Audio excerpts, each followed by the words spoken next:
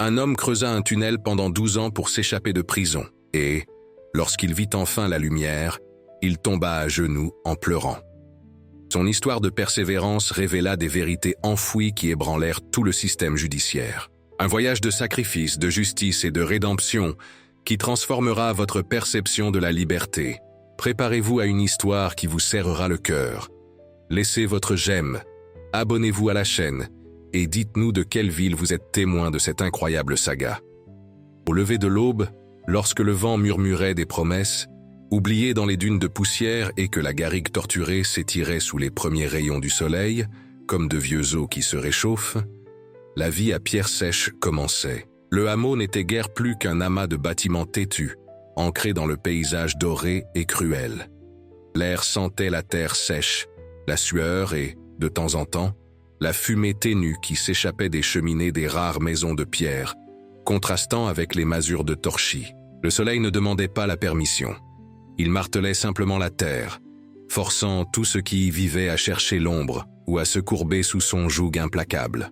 Les jours étaient longs, les nuits infiniment étoilées, et le silence n'était rompu que par la plainte du vent ou le cri d'un oiseau de proie dans le ciel bleu cobalt qui semblait plus grand qu'ailleurs dans le monde. C'était un endroit où la force de la nature dictait les règles, et les hommes n'étaient que de simples appendices, luttant pour arracher leur subsistance à une terre qui ne donnait rien gratuitement. La loi, quand elle existait, était souvent faite par les mains calleuses des habitants eux-mêmes. Un code d'honneur rustique, forgé par la nécessité et la distance des centres de pouvoir. Le mât de Jean de la Garrigue se trouvait un peu à l'écart du cœur du hameau, soutenu par des bois qui gémissaient à chaque rafale de vent, comme s'ils racontaient d'anciens secrets à l'immensité vide. Jean était un homme d'une quarantaine d'années, mais le soleil et la poussière avaient laissé des marques profondes sur son visage, des sillons qui ressemblaient à des cartes de voyage difficiles. Son regard, généralement fixé sur l'horizon, parvenait à capter des nuances que la plupart ne voyaient pas. Le changement subtil de couleur du feuillage, indiquant la proximité de la sécheresse, le vol d'un oiseau dénonçant un prédateur, aux aguets. Il avait la patience de celui qui a appris de la terre, attendant le bon moment pour planter, pour récolter, pour agir. Mais ses mains ne trouvaient jamais le repos. Elles sculptaient toujours des morceaux de bois qu'il trouvait, transformant des souches en petites figures brutes, animaux, formes abstraites, visages sans identité. Il les abandonnait dans les coins, comme si l'acte de créer était plus important que l'œuvre finie, un reflet peut-être de son propre parcours inachevé. Des années auparavant, poussé par la fièvre de la terre et la promesse de richesse que la frontière agitait, il était parti, laissant derrière lui une famille à la recherche d'un rêve qui maintenant, atteint, semblait vide. Le poids de ce choix planait sur lui, un fardeau silencieux que son regard vers l'ouest semblait vouloir atteindre, cherchant peut-être un pardon que lui seul pouvait s'accorder. Dans ce microcosme d'humanité qu'était Pierre Sèche, le salon de Jo fonctionnait comme le cœur battant. Les planches du plancher craquaient sous les bottes poussiéreuses. Le piano désaccordé émettait des mélodies tristes les soirs de solitude, et l'odeur de boissons bon marché et de tabac imprégnait l'air. Jo, le tenancier, était un homme, d'âge mûr, maigre et aux yeux qui semblaient avoir vu beaucoup de printemps et d'hiver. Il ne collectionnait pas des pièces, mais des histoires. Chaque client, chaque étranger, chaque murmure de conversation était absorbé par lui, stocké dans une mémoire prodigieuse. Sa motivation était claire et douloureuse. Il avait vu une communauté disparaître dans l'aridité, les histoires se perdre au vent et à l'oubli. À Pierre Sèche, il s'était juré il serait le gardien des mémoires, le chroniqueur d'un temps que la modernité n'avait pas encore atteint. Une autre figure qui circulait entre les hameaux et qui trouvait à Pierre Sèche un point d'appui, temporaire, était Marie. Appelée par certains doctoresses, par d'autres guérisseuses, c'était une femme d'origine incertaine, avec un bagage rempli d'herbes séchées, d'instruments étranges et de cahiers griffonnés de notes mystérieuses. Elle voyageait apportant le savoir, le soulagement des douleurs et des guérisons que beaucoup considéraient comme de la sorcellerie, à une époque et dans un lieu où la science médicale moderne était rare et suscitait la méfiance.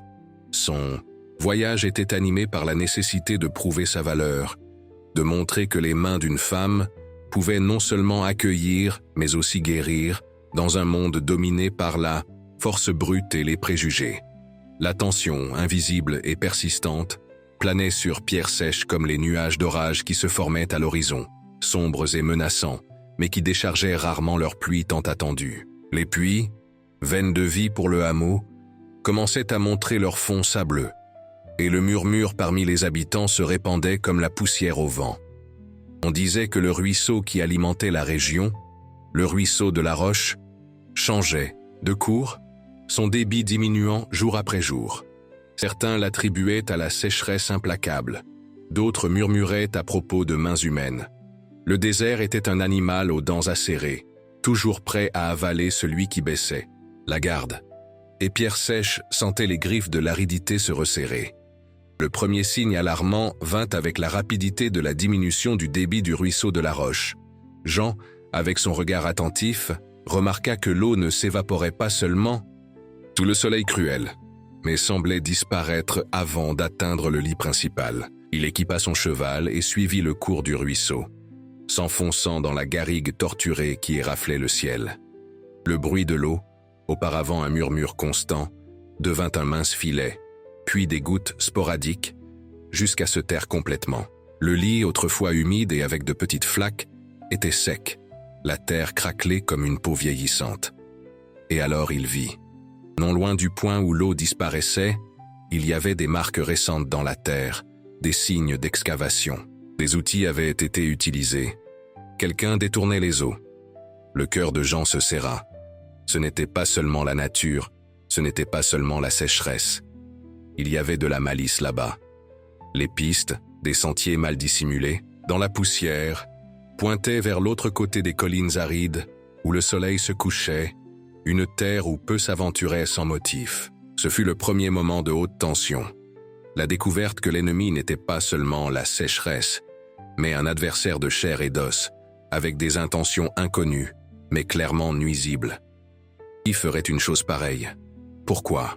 L'incertitude planait comme un nuage noir, plus dense que n'importe quelle tempête de sable. Ce fut pendant son enquête initiale sur le détournement que le destin, avec son ironie particulière, plaça sur son chemin ce qui deviendrait un nouveau souffle. Alors qu'il suivait les pistes qui serpentaient à travers les collines, son cheval, un animal résistant mais vieux, boita brusquement. Une pierre pointue s'était profondément encastrée dans son sabot. Jean tenta de la retirer, mais la pierre était coincée, et l'animal gémissait de douleur. Frustré, il s'assit à côté du cheval, le soleil de plomb frappant sa nuque. Et alors, une voix calme et inattendue rompit le silence. « Laissez-moi voir. » C'était Helena, la maîtresse d'école, fraîchement arrivée au hameau. Elle avait des yeux curieux, et des mains qui, bien que petites, démontraient de la fermeté. Elle venait à pied, avec une gourde à la main et un sac plein de livres et de cartes. Helena était venue à Pierre Sèche avec la mission d'apporter le savoir, de planter les graines de la lecture et de l'écriture dans une terre où la survie quotidienne consommait toutes les énergies. Jean la regardait avec un mélange de surprise et de méfiance. Que faisait une femme de la ville seule dans ces collines? Mais l'inquiétude pour le cheval parla plus fort. Elle s'accroupit, examina le sabot de l'animal avec soin et, utilisant un outil simple qu'elle portait sur elle, parvint à retirer la pierre avec une dextérité surprenante. Le cheval soupira de soulagement. Elle ouvrit alors sa gourde et offrit de l'eau à Jean et à l'animal. En terre asséchée, où chaque goutte était précieuse, ce geste de partager l'eau avait le poids de l'or. Un acte de gentillesse que Jean n'avait pas vu depuis longtemps. Ce fut le premier moment crucial de rapprochement entre eux, un simple acte d'aide mutuelle sous le soleil brûlant. Le premier léger retournement se produisit le lendemain. Jean, suivant les pistes du détournement, ne trouva pas un rival avec des outils d'excavation, mais la nature elle-même. Les pistes menaient à un point où une partie du flanc d'une colline s'était effondrée. Un glissement de terrain causé peut-être par une pluie isolée ou la fragilité du sol. L'effondrement obstruait le cours original du ruisseau et créait un nouveau chemin pour l'eau, la détournant loin de Pierre Sèche.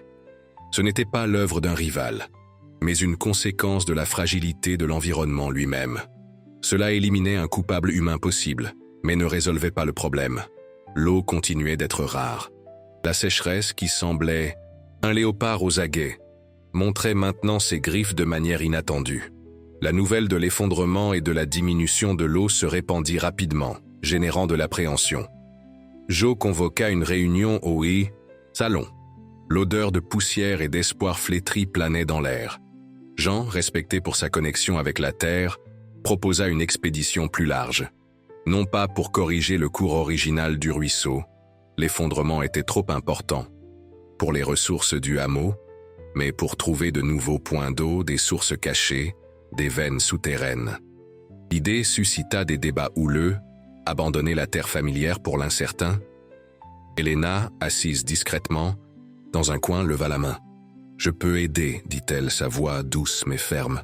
J'ai apporté quelques vieilles cartes de la région. Elles appartenaient à mon arrière-grand-père, qui était mineur et explorateur. Il y a des marques qui pourraient indiquer la présence de sources ou d'anciens puits. » Elle déroula une carte jaunie et fragile sur une table. Jean et d'autres habitants s'approchèrent. En pointant des lieux possibles, les doigts d'Elena touchèrent brièvement ceux de Jean sur le papier rugueux. Il sentit l'âpreté des callosités, les taches d'encre, signe d'une vie dédiée à l'apprentissage et au travail manuel, différent du sien. Une admiration inattendue fleurit dans sa poitrine pour cette femme qui apportait le savoir dans ce désert. Ce fut le deuxième moment crucial de connexion entre eux. Un toucher subtil mais chargé de signification, partageant l'espoir contenu dans cette vieille carte. L'expédition partit quelques jours plus tard. Un petit groupe mené par Jean, avec Elena à ses côtés, utilisant ses cartes comme guide. Ils marchèrent pendant des jours sous le soleil, implacables, la poussière s'élevant à chaque pas, la végétation rampante et épineuse leur éraflant les jambes. Ils trouvèrent quelques puits peu profonds, avec de l'eau boueuse et insuffisante. Mais la persévérance de Jean, la foi qu'il ne verbalisait pas mais qui rayonnait dans son calme, maintint le groupe uni. Le deuxième retournement moyen survint, lorsque, suivant l'une des marques d'Elena, ils trouvèrent non seulement une source, mais les vestiges d'un ancien peuplement. Au fond d'une petite vallée cachée, il y avait des ruines de constructions en pierre, des fragments de céramique, des outils primitifs rouillés et, le plus surprenant, des peintures rupestres représentant des figures humaines et animales, des symboles complexes. Il était évident que cette région, maintenant aride et oubliée, avait autrefois été habitée et prospère. La source qu'ils trouvèrent était petite, mais claire, un fil de vie dans le désert. Pourquoi cet endroit avait-il été abandonné? Le mystère ajoutait une autre couche à la situation déjà compliquée. La découverte apportait un fil d'espoir.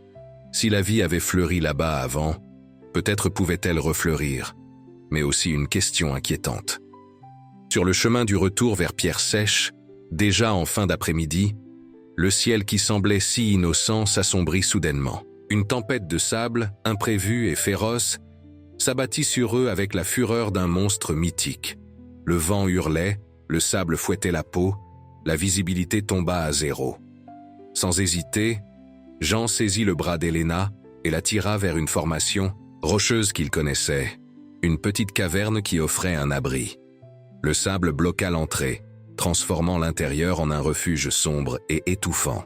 Là-dedans, à la faible lumière d'une petite lampe que Jean portait toujours, l'odeur de terre humide de la caverne se mêlait à l'odeur de sable soulevée par la tempête.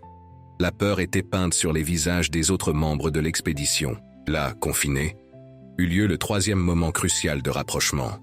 Un partage de vulnérabilité que l'obscurité et le danger imminent facilitèrent. Elena, la maîtresse d'école toujours si posée, tremblait légèrement. Elle confessa sa peur que ses efforts soient vains, que le savoir qu'elle valorisait tant ne puisse prendre racine en terre si aride, que son rêve d'une école prospère ne soit qu'un mirage. Jean, à son tour, dans un murmure presque inaudible par-dessus le hurlement du vent dehors, révéla le fardeau qu'il portait, la crainte que sa quête de rédemption, d'un but dans ces terres, soit arrivée trop tard, que le temps pour corriger les erreurs du passé soit écoulé. L'honnêteté mutuelle créa un lien silencieux entre eux. Lorsque la tempête cessa enfin, laissant derrière elle un silence pesant et une odeur enivrante de terre mouillée. Un bref moment d'espoir plana dans l'air. La terre avait reçu un souffle de vie, mais en retournant à pierre sèche, la réalité les frappa à nouveau. Le vent de la tempête avait causé des dommages significatifs au hameau. Des toits avaient été arrachés, des clôtures renversées, et la petite école en bois, la fierté d'Elena, était partiellement détruite. La petite victoire de trouver une source et les vestiges du passé eut un coup clair et douloureux. Le troisième retournement, de grand impact, vint de la découverte dans la caverne. En examinant les peintures et symboles sur les pierres, Elena réalisa qu'ils n'étaient pas seulement des artefacts. Combinant sa connaissance des civilisations anciennes et les cartes de son arrière-grand-père, qui s'intéressait à la géologie, elle interpréta certains symboles comme un diagramme, une carte rudimentaire d'un système d'eau souterrain, un aquifère caché sous les roches. L'ancien peuplement ne dépendait pas seulement de la source superficielle, mais avait accès à une vaste réserve souterraine. Cela expliquerait pourquoi il prospéra puis fut abandonné. Peut-être l'accès à l'eau fut-il perdu ou scellé. L'espoir, qui était auparavant un fil fragile, semblait maintenant un fleuve souterrain, puissant et prometteur. Alors que la communauté se mobilisait pour trouver l'accès à ce trésor caché, creusant à l'endroit indiqué par les cartes et les marques dans la caverne, des tensions internes commencèrent à surgir. La perspective de trouver de l'eau en abondance raviva les espoirs, mais fit aussi remonter de vieilles méfiances et divergences sur l'avenir de Pierre Sèche. Certains, lassés de la lutte constante contre l'aridité, voulaient abandonner le hameau et partir là où le train arriverait, cherchant une vie plus facile. D'autres, attachés à la terre et aux mémoires, défendaient le territoire à tout prix. Joe, le tenancier du saloon, partagea son histoire, expliquant l'intensité de son obstination à préserver les mémoires de Pierre Sèche. Il avait perdu une communauté antérieure à cause de la sécheresse, vu des maisons et des vies entières se transformer en poussière et en oubli. Marie, la médecin itinérante, démontra avoir des connaissances sur les plantes qui poussaient autour des sources souterraines, utilisant son habileté pour aider à identifier le point exact où il devait creuser. Sa sagesse, autrefois vue avec méfiance, était maintenant un guide précieux. Les lignes narratives secondaires de Joe et Marie s'entrelacèrent avec la principale. La recherche de l'eau devenait une quête non seulement pour la survie physique, mais pour la préservation de l'identité et de la communauté. Le quatrième moment crucial de rapprochement entre Jean et Elena eut lieu pendant la mobilisation pour l'excavation. Dans un bref moment de repos sous l'ombre d'une acacia, Jean retira de sa poche une petite sculpture en bois. C'était un livre ouvert, sculpté avec une délicatesse surprenante, et sur ses minuscules pages, il avait gravé des symboles représentant les étoiles, le soleil et la pluie, éléments qu'il sentait essentiels à la vie. C'était le premier objet de ses mains inquiètes qu'il finissait et offrait à quelqu'un depuis des années, brisant son habitude d'abandonner les œuvres inachevées. Un cadeau qui représentait l'espoir qu'elle avait ravivé en lui. Elena reçut le présent avec un sourire ému. En retour, quelques jours plus tard, assise sur le sol poussiéreux à côté du site de l'excavation, elle prit une branche et dans la terre, lui enseigna à écrire son propre nom, Jean. Lui, l'homme qui savait lire les signes de la terre et du ciel, mais n'avait jamais appris à lire les mots dans un livre, ressentit une émotion profonde. L'acte d'écrire son nom, de voir ses lettres se former sous sa guidance, fut un moment de vulnérabilité mutuelle et d'abandon silencieux. Il lui faisait confiance pour lui apprendre quelque chose qui le plaçait dans une position de dépendance, quelque chose qui le connectait à un monde qu'il sentait auparavant distant. La recherche de l'aquifère souterrain s'intensifia à mesure que les derniers puits de pierre sèche commençaient à sécher complètement. La vie au hameau devint un exercice de rationnement extrême. Chaque goutte d'eau était disputée. L'odeur de terre sèche était constante, lourde dans l'air. La tension atteignit son apogée. Le jour de l'excavation décisive arriva. Hommes et femmes travaillaient ensemble, creusant profondément à l'endroit indiqué par Marie et les cartes d'Elena. Le soleil frappait, mais l'espoir leur donnait de la force. Et alors cela arriva. Le sol sous eux céda, avec un bruit terrifiant. Un effondrement piégea plusieurs habitants sous la terre et les pierres, y compris Elena, qui était devant, examinant le sol. Ce fut le moment de plus grand danger de l'histoire. La panique se répandit comme un feu. Jean, avec la détermination froide d'un animal sauvage qui protège sa progéniture, mena le sauvetage. Ignorant le danger de nouveaux éboulements, il creusait avec les mains, avec la pelle, avec l'âme. À chaque pierre retirée, l'air piégé semblait devenir plus dense. Alors qu'il creusait désespérément pour libérer les prisonniers, la lumière de leurs lanternes et lampes révéla enfin la réponse. Non loin en dessous de l'endroit où l'effondrement s'était produit, ils trouvèrent la preuve indéniable de l'aquifère, une vaste chambre souterraine avec de l'eau bouillonnante. Une vision de soulagement et de joie éclata parmi ceux qui creusaient, mais fut rapidement réduite au silence. Alors qu'ils s'approchèrent de l'eau, une odeur étrange flottait dans l'air, et l'eau, bien qu'abondante, avait une coloration légèrement laiteuse. Ils découvrirent, avec l'aide des connaissances de Marie sur les minéraux, pourquoi l'ancien peuplement avait été abandonné et l'aquifère scellé. L'eau était contaminée par un minéral.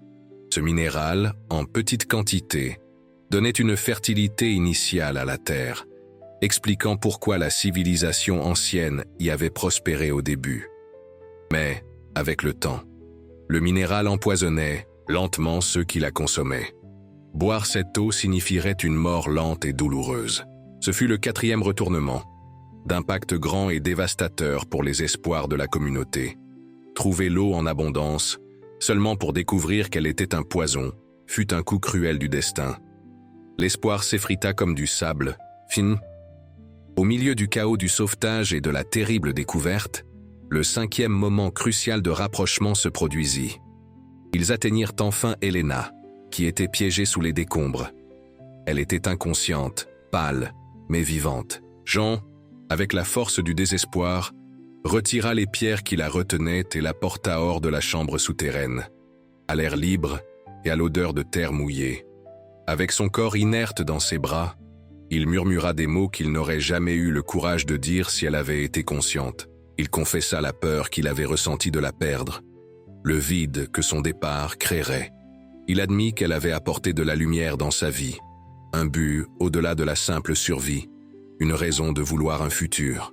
C'était un acte de sacrifice, émotionnel, l'abandon de ses sentiments les plus profonds à un moment où elle ne pouvait pas l'entendre, mais où il avait besoin de verbaliser la vérité pour lui-même. Il la porta au hameau, le cœur serré, sans savoir si elle se réveillerait pour entendre ces mots à nouveau. Cet acte final de sauvetage et de vulnérabilité solidifia le lien entre eux, même si de manière unilatérale à cet instant. Puis, le rétablissement d'Elena fut lent, tout comme l'acceptation par la communauté que l'eau souterraine, l'aquifère tant rêvé, était inutile pour la consommation. Le désespoir planait sur pierre sèche comme la poussière de la tempête qui se déposait encore. Certains habitants commencèrent à ranger leurs affaires, prêts à partir. L'avenir semblait sombre. Jean, qui pendant tant d'années avait regardé vers l'ouest, vers la frontière et le passé qu'il avait laissé derrière lui, commença à regarder vers l'est, vers où le train, la promesse de modernité et de connexion finirait par arriver. Ils n'avaient pas besoin de dépendre seulement de ce que la terre leur donnait immédiatement sous les pieds, pensa-t-il. Pierre sèche n'avait pas besoin d'être seulement un lieu d'extraction, mais de passage, un point de rencontre. Une nuit, observant les étoiles qui brillaient avec une intensité incroyable dans le ciel sans nuages, à côté d'Elena, qui était déjà rétablie et assise. Près de lui, sur un banc rustique, il partagea sa vision. Sa voix était calme, posée, mais pleine d'une nouvelle énergie. « Nous ne pouvons pas boire l'eau, dit-il, mais nous pouvons utiliser ce que nous avons. Notre emplacement, sur le chemin que le train suivra, nos histoires, nos gens.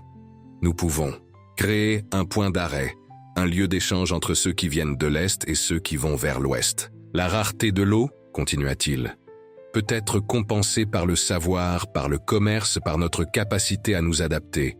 Nous pouvons être plus qu'un hameau mourant de soif. Nous pouvons être un portail. » Elena l'écouta attentivement, ses yeux fixés sur les siens à la faible lumière de la lampe. sa foi dans ses mots raviva la sienne propre. Au cours des mois suivants, Pierre Sèche commença une transformation silencieuse, mue par un espoir renouvelé, une foi têtue dans la possibilité d'un futur différent. L'école, détruite par la tempête, fut reconstruite plus grande et plus solide avec l'aide de tous. Elle devint non seulement un lieu d'apprentissage, mais un centre communautaire. Le salon de Joe, avec son piano désaccordé, se transforma aussi en un petit musée, où il exposait des objets anciens trouvés dans la région et accrochait des panneaux avec les histoires et légendes locales qu'il avait collectées. Marie, la médecin itinérante, décida de s'établir définitivement à Pierre Sèche. Ses compétences avec les herbes et les remèdes, combinées à la découverte inattendue, apportèrent une nouvelle ligne narrative au premier plan. Le dernier, retournement, et peut-être le plus surprenant, vint de l'eau empoisonnée. Marie, intriguée par le minéral présent en elle, continua de l'étudier.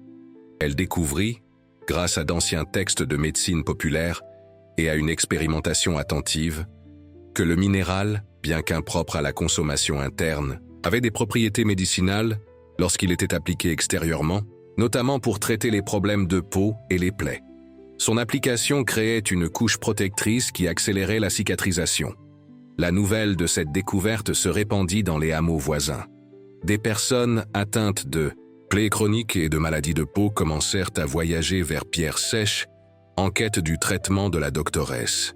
Le hameau, autrefois au bord de l'abandon, trouva une nouvelle raison d'exister et de prospérer, comme un centre de guérison. La rareté de l'eau potable fut compensée par l'abondance d'une eau aux autres propriétés précieuses. Le Maine désert, le léopard féroce, révéla avoir aussi un côté généreux. Jean, dont les mains inquiètes sculptaient auparavant des figures sans destination, trouva un but dans l'acte de créer des signes.